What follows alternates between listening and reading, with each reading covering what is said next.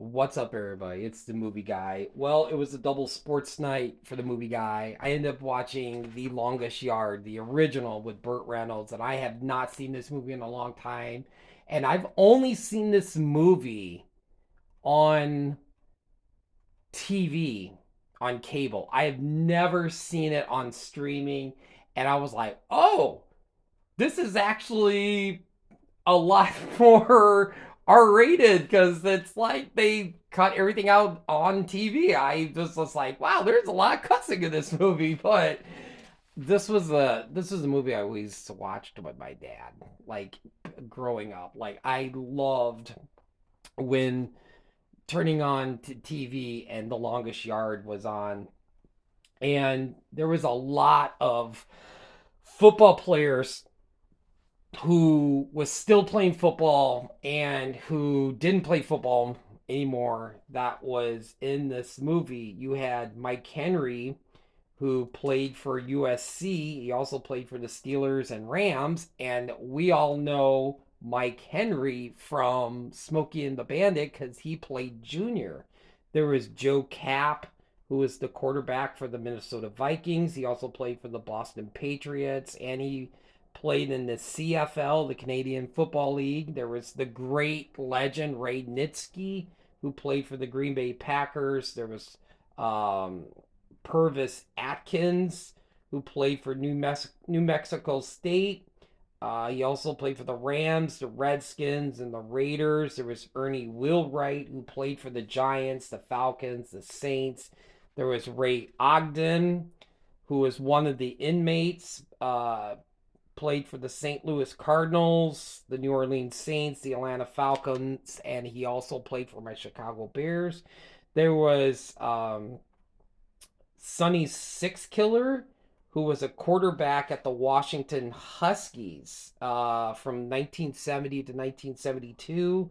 He did play in the World Football League, and he also had a tryout with the Rams and the Toronto Argonauts. He also tried out for the Chargers. And the great Burt Reynolds, yes, Burt Reynolds, if you did not know, played at Florida State. He was a halfback, but knee injuries and a car accident really ruined his college football career and his hopes of playing in the NFL. He played in 1954 and then he played in 1957, which his best game was his freshman year, where he had 34 yards catching and he rushed for 134 yards in that game.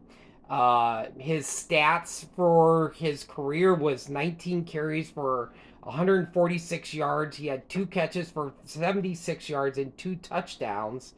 And he also got to play in the 1955 Sun Bowl, where Lee Corso was his roommate.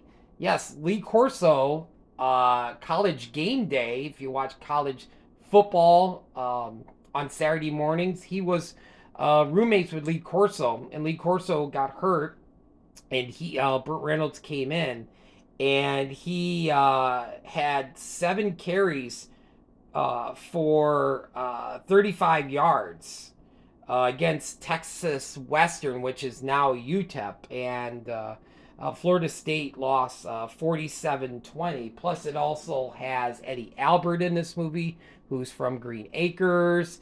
Richard Kiel, who is in so many movies. He played Jaws in James Bond. There's Benedict Peters. There's oh, I forgot his name. I think his name's Jason. I think it was Jason Stedman. I forget his first name, but he was Pops, and he was in Cheech and Chong's next movie. And then you have Jim Hampton, who played Caretaker, um, which we know him from Michael J. Fox and Teen Wolf. But yeah, this movie is a 10 out of 10. I love this movie. It's fantastic. Burt Reynolds is great in it. It's funny. I love football. It's just so cool. Plus that last shot where when Crew is like, let's win it. Let's just go ahead and win this game. And then they go and score the last touchdown right as the gun goes off and Burt Reynolds goes into the end zone and wins the game for the inmates. But they did do a remake with Adam Sandler, which I am not a big fan of that. I don't think it is as it isn't as good as the original, but the Longest Yard, if you haven't seen it, definitely check it out. It's an amazing, fantastic movie. Hopefully, everybody has a great night. I'll talk to you later.